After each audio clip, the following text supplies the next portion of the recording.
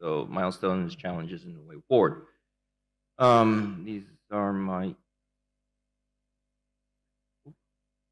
potential conflicts of interests. And so the question is, do we need precision radiotherapy? Well, the simple answer will be yes, but why? Well, the precision has roots in the basics of radiotherapy. So it's been what we kept challenging from the day radiotherapy was born. So to pursue precision in radiotherapy is simply pursuing the development of radiotherapy.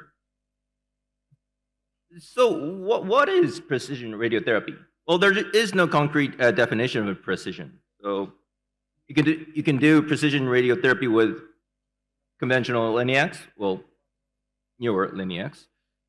Of course, 3D image-guided brachytherapy. Of course, you can use dedicated machines like the Radizact or, of course, particle therapy machines and type like dedicated machines like CyberKnife also. You can get a very good dose distribution, as you can see here in an SBRT of the lung or IMRT to the prostate. Or image-guided brachytherapy, or image-guided adaptive brachytherapy.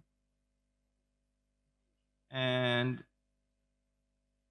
of course, particle therapy. So, radiotherapy 101. Effect and side effect only occurs where it has been irradiated, and effect is dependent on the absorbed dose. Hi there. And this is a very, very nice picture here. Obviously, this is a head and neck radiotherapy case, and you can see the dermatitis here.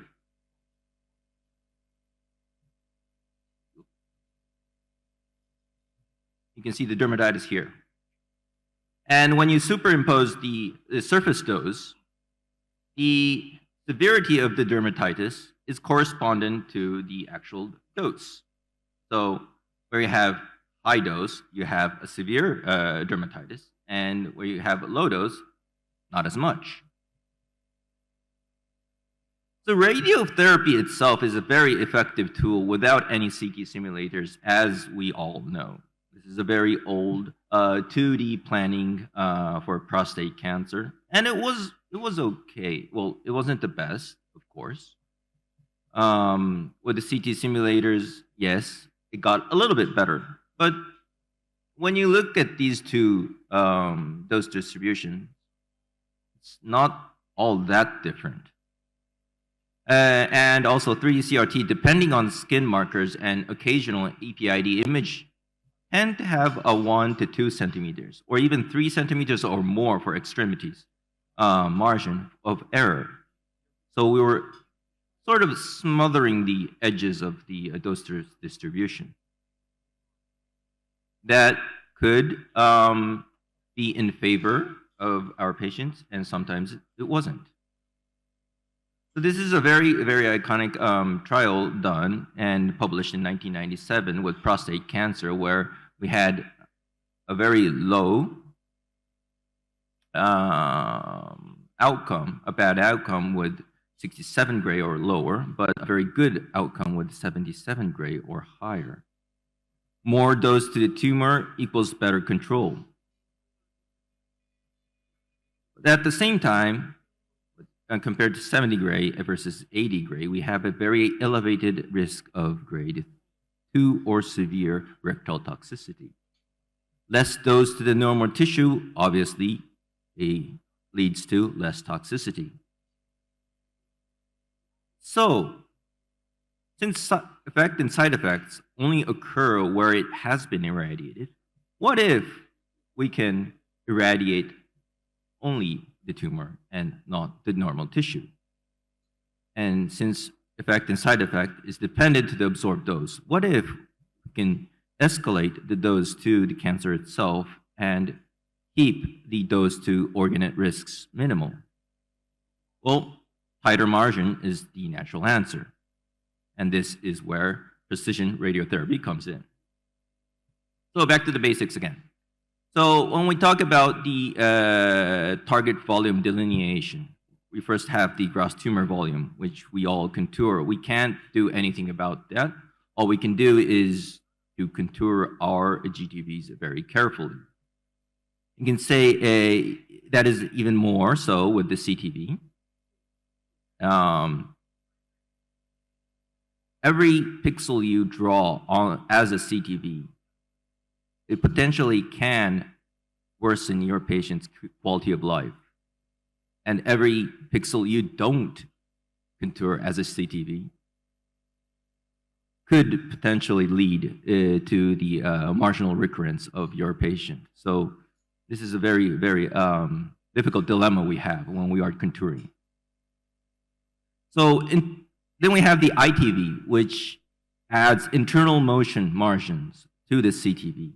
This is something what we can alleviate using a lot of techniques.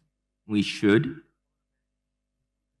And finally, we have the PTV, which is setup margin plus ITV plus setup margin. So this is another area we can ideally eliminate, but practically it's impossible to completely eliminate, but at least we can minimize this.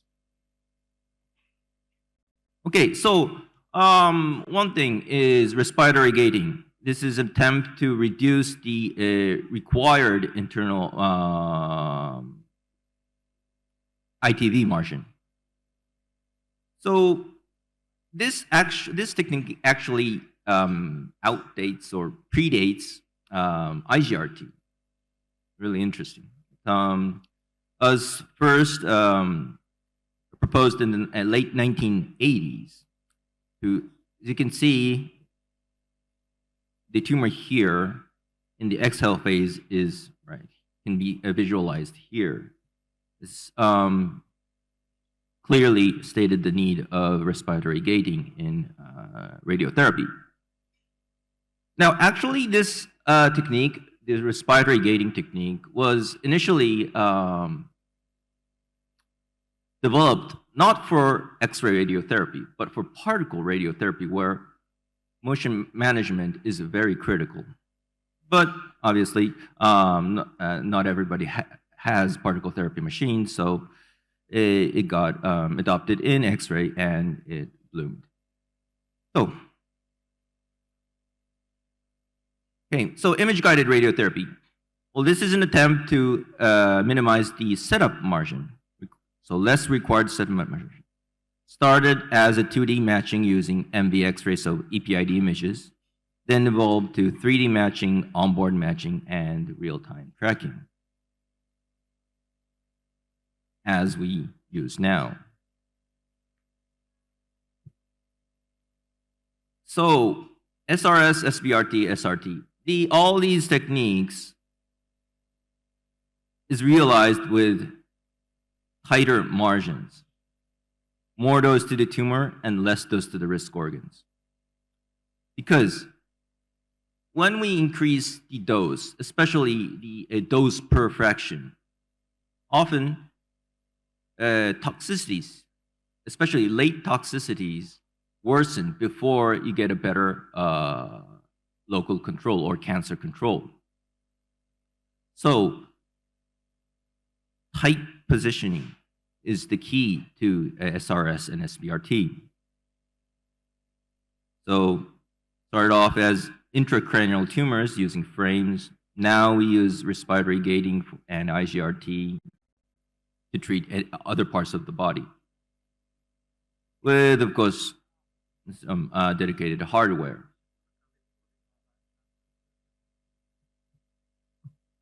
Okay, so particle radiotherapy, like protons and carbon ions, these uses ions instead of photons, resulting in a distinctive dose distribution.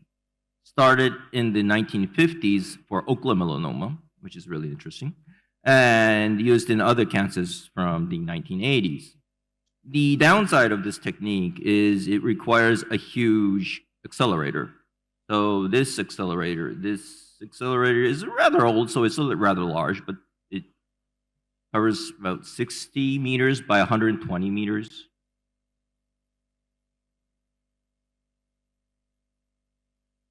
So you have the injector, then the synchrotron to accelerate the particles, then to the treatment room. You get a very distinctive distribution like this, which you can't realize with photons. Okay, so IMRT, IMPT.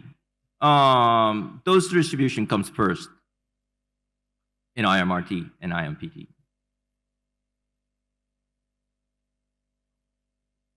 Whereas beam setup comes first in normal forward planning. This is all realized by advanced information technology. So with forward planning, of course, you have the beam setup, then you have the dose deposition calculation. Whereas in inverse planning, you have the desired dose distribution, then the beam data is created from that, resulting in a very distinctive dose distribution like this, or like this. So does all these techniques make a difference? Is it worth it? Well, meta-analysis shows that it shows the superiority of IMRT over CRT or 3D CRT in efficacy. We're talking about efficacy here. Yeah. SRT to be superior in overall survival for stage 1 non-small cell lung cancers, and improved quality of life for brain metastasis is suggested. So yes, it's worth it. But how do we evaluate this? Well, quality adjusted life year or QALY is widely used as a cost-effective studies. WHO recommends up to three times of GDP per capita for one QALY. So I looked up the Bangladesh GDP per capita in 2024, and IMF says it's 2,600 US dollars. And yes, it has been stagnated for this 3 years because of COVID and many other reasons. But before that, there was a spectacular but sustained growth of over 10% per year. Well, we cannot put a price tag on our patients' well-being, but since resources are limited, well, the maximum acceptable cost would be around 8K to 12K US dollars per QALY in the current setting, I would say, in Bangladesh. But this will obviously change dramatically over the next 10 years. It will be projected to be over 6,000 US dollars per GDP per capita in 10 years. So that would obviously change. So how much does IMRT cost? IMRT over 3D CRT is estimated to be $4,000 to $5,000 per QALY in head and neck cancers. So the answer is quite simple. Yes, IMRT is effective, and it is cost effective. SRS to be par with VATS in cost and outcome. So you can do surgery if you want, and you can do SRS if you want. SRS for oligometastatic tumors is estimated to be 20 to 40K US dollars per QALY. So this starts to become a little bit questionable, but still doable. How about particle therapy?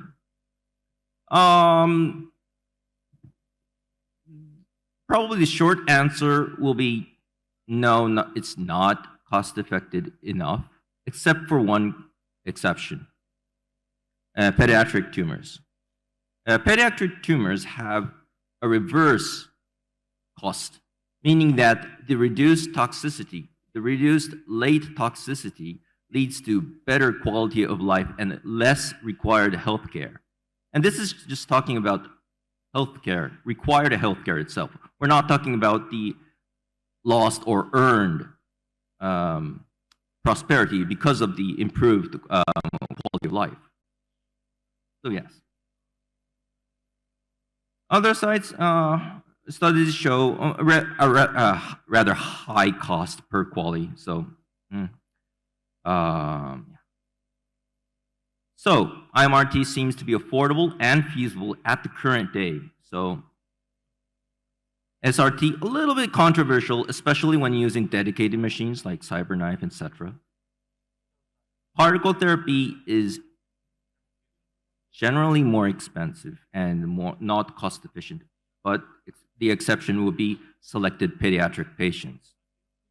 Obviously, you have 170 million people here in Bangladesh in a rather tight area. So it does make sense to have a pediatric center with particle therapy capability, probably protons. As worse. So high precision radiotherapy is a required technique in today's patient care that doesn't necessarily require expensive equipment. High precision radiotherapy can be only done with proper knowledge and uncertainties in radiotherapy planning. As I said earlier, we are cutting down all the margins. So we are cutting down all the safety margins to realize this technique. Of course, we alleviate that with newer technology, but at the end of the day, it is how much we, the healthcare providers, are cautious enough. Lack of attention to detail will result in worse outcomes. So more toxicities, less local control, which we all don't want. So that's about it for me. Thank you.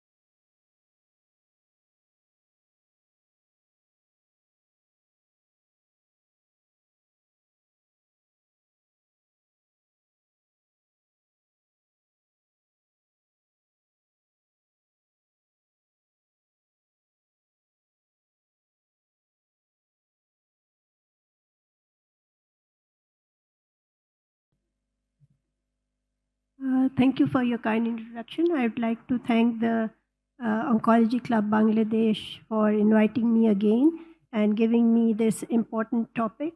Today I'm going to talk about gynecological cancer surgery from open to robotics and the judicious adaptation in LMIC. I do not have any conflict of interest. As we all know that robotic surgery is a revolutionary technique which has led to more usage of minimal access surgery in different gynecological cancers, and this has led to more precise techniques and more improved outcomes for our cancer patients. So we are going to talk about this evolution from open laparotomy to minimal invasive and robotic surgery in gynae-oncology.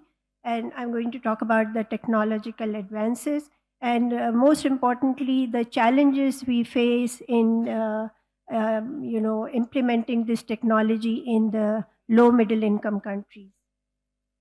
So if we look at the interesting evolution of gynecological oncology surgery, for a long period of time, we had only open and vaginal surgery as the surgery of choice for gynecological cancers. But then in 1985, the laparoscopic surgery came into forefront, and then in 2005, the robotic surgery came into forefront.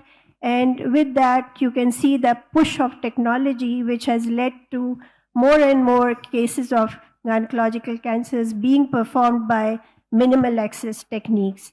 And this is very important in which cases robotics can be employed, especially in our low middle income countries.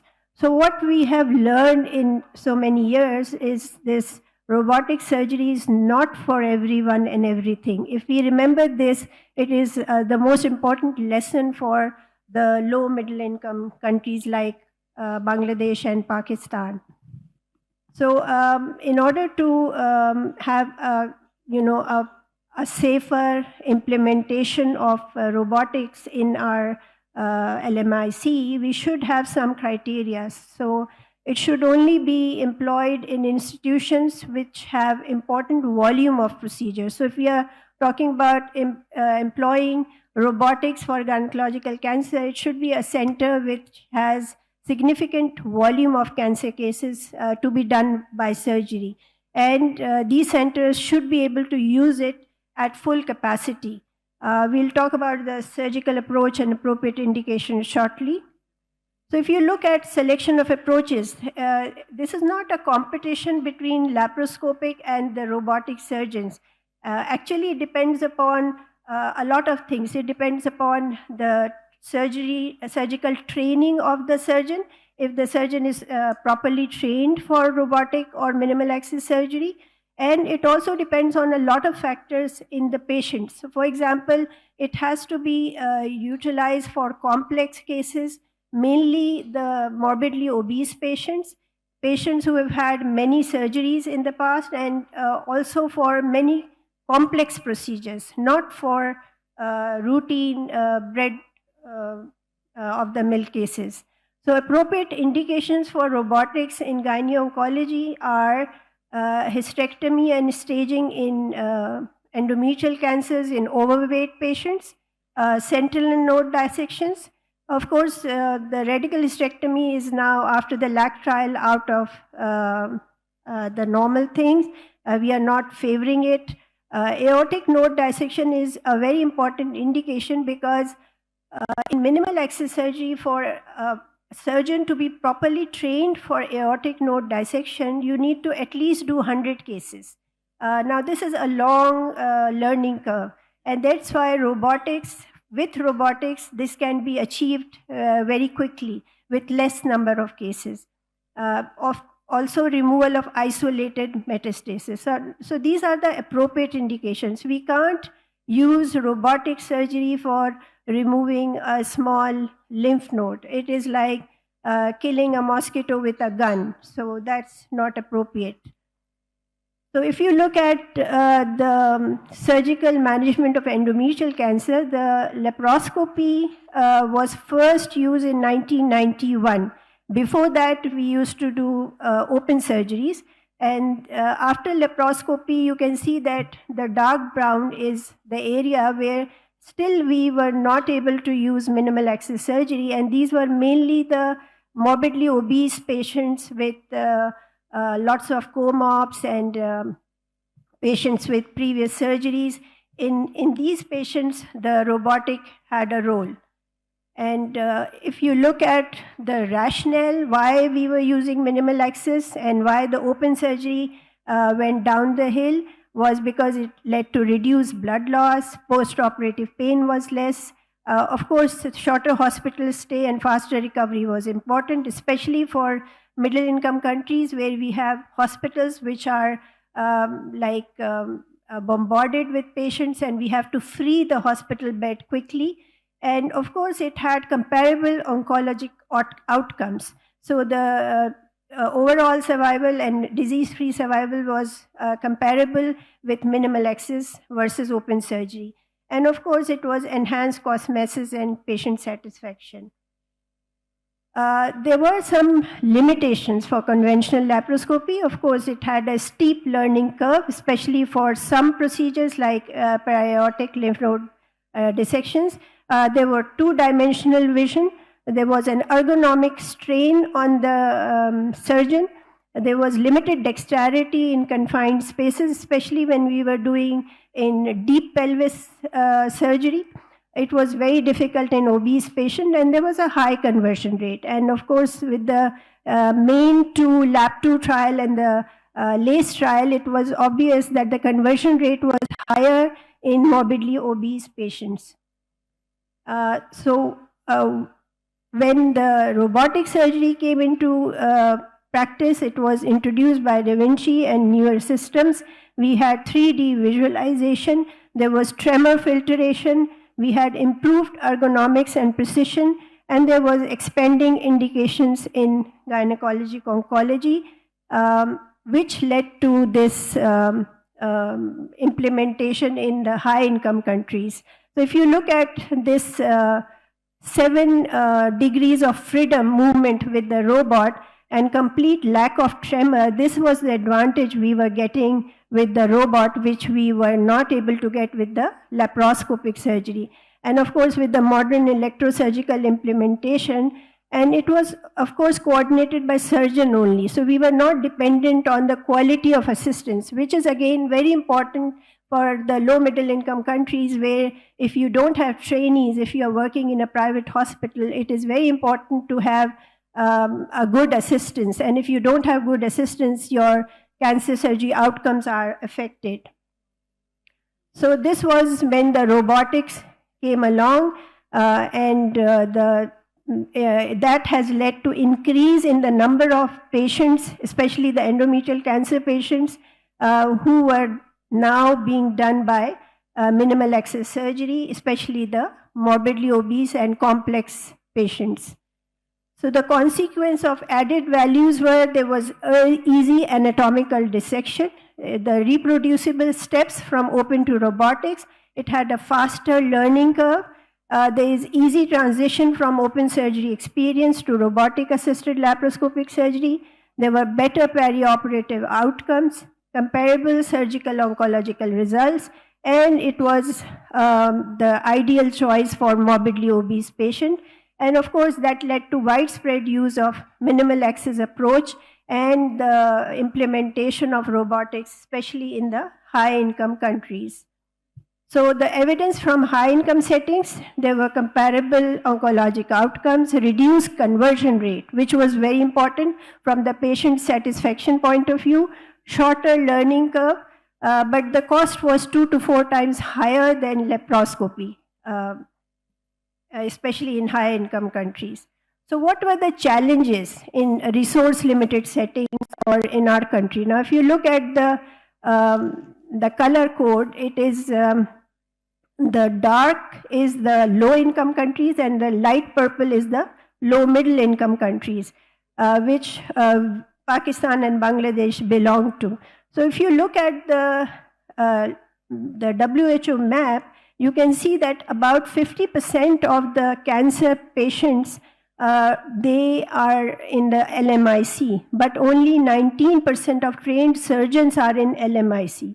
So we need we have limited trained personnel. Of course, there is a high equipment and maintenance cost. If you put one platform of robotics, it costs about 1 million or more than 1 million US dollar, and it cost about 3,000 to 5,000 US dollar as consumables in each surgery. And of course, there is a disparity in access and inequity because even in LMIC where it is implemented in major cities. It is not available in smaller cities or in rural areas. And of course, there are competing healthcare priorities because in LMIC, the governments are more in favor of reducing the communicable diseases or infectious disease, maternal health, and other important healthcare priorities. And advancing the technological priorities is not their healthcare, is not included in the healthcare priorities of the LMIC. So the question is that, which we also faced, In my university hospital, we are in the process of buying our first robot now. So you can imagine, after 20 years of being implemented in the high-income countries, we are about to buy our first robot. And the question is asked by our the institution is, it's very expensive, so who's going to come for it? So that answer can be given by increasing the volume. So if you have a platform, but it can operate six days a week, 12 hours per week. This is a slide I've taken from Karolinska, and you can see that the more you have the volume, the cost per case is reduced. So this is what we have to see. If we are implementing robots in our cancer surgery, then we have to have an institution where there is enough volume and there are enough surgeons who can do those cases. If you look at ergonomy, it is very important because robotic surgery can reduce surgeons' morbidity and can prolong the surgeon's professional life. Again, this is a very important factor for LMIC because we have less trained surgeons, and whoever we have, we want to increase their professional longevity. So what we have to do, we have to adopt a middle path. So we have to prioritize high yield indications. Not everybody or every surgery should be done by robot. We should have a hybrid approach, like laparoscopy for routine and robotics for complex cases. We should have regional training and resource sharing among the LMIC. So maybe if a center in Bangladesh is well trained, then we can have regional relationships, and also public-private partnerships. So in Pakistan, I'll give you an example. We have SIUT, the Sindh Institute of Transplantation, which has got 13 robotic platforms, and this is being funded by some philanthropic and some government support. And the government, Sindh government, supports 150 robotic cases per year. So those are the cases which are prostate cancer. So urology is the main determinant of this successful implementation of robotics in LMIC. When we talk about cost effectiveness, we have just talked about how much it costs, and it depends upon the procedure volume. And for many cases, the per case cost remains substantially high. Why? Because we don't have insurance cover for majority of our patients. Majority of private institutions, it is the individual is paying for themselves. So that's why it is a little bit high. But if you talk about the post-surgery follow-up, that's cheaper. Again, we have infrastructure and system needs. We need to have stable electricity, stable Wi-Fi and internet requirement, instrument sterilization, OR layouts. We have maintenance contracts. Local biomedical engineering has to be on the go for these kind of troubleshooting. So these can be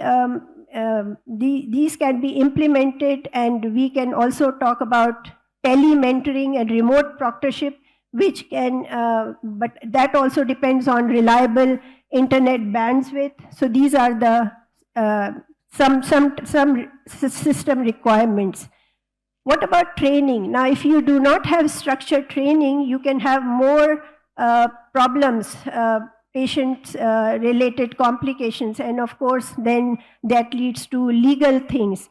So that's why we need more structured training, simulation training, proctorship, and task shifting and upscaling strategies to ensure patient safety. We have to understand that there is an element of brain drain in our countries. More of our trained surgeons are going abroad, and that's why whoever we train, we should have some policies to retain them. And of course, we have the simulation strategies in which we have simulation centers. We can have local innovation and low-cost adaptation and surgical mentorship with high-income countries. This is the simulation education, which is a trainer for robotic training developed by DaVinci, which leads to faster learning curve and shorter operative time. This is again a driver school dual console. This can be used for our residents training, and it can be integrated into our postgraduate training and improve that education as well. Again, there is a problem of ethical. We do not have equitable access to advanced surgery. That is the disparity in our surgical availability of our cancer patients. And of course, there is some legal thing. Now, if somebody has a complication, who do you complain against? Do you complain against the surgeon, or do you complain against the robot? So there is some legal implication for the robotic surgery as well. And of course, there are future direction. We have affordable robotic system. India has developed their self-developed, I think the name is Mantra, and this is very cheap, and we can also develop our own systems and integrate AI and image-guided surgery in our systems. And of course, we need our LMIC outcome data, which can give us future directions. So to conclude, I would say that transition from open to robotic surgery is inevitable. As the open surgery went into vogue and the laparoscopic surgery came, so robotic surgery is also bound to come, but the implementation must be strategic. The strategic implementation needs the collaboration between the health industry, the institution, as well as the industry partners. And of course, the healthcare leads have to buy this into, and once the health policy incorporates this, it will become available for the LMIC cancer patients. Of course, we have to have a judicious adaptation to ensure equity and sustainability, and our goal should be right surgery for the right patient with the right resources. Thank you.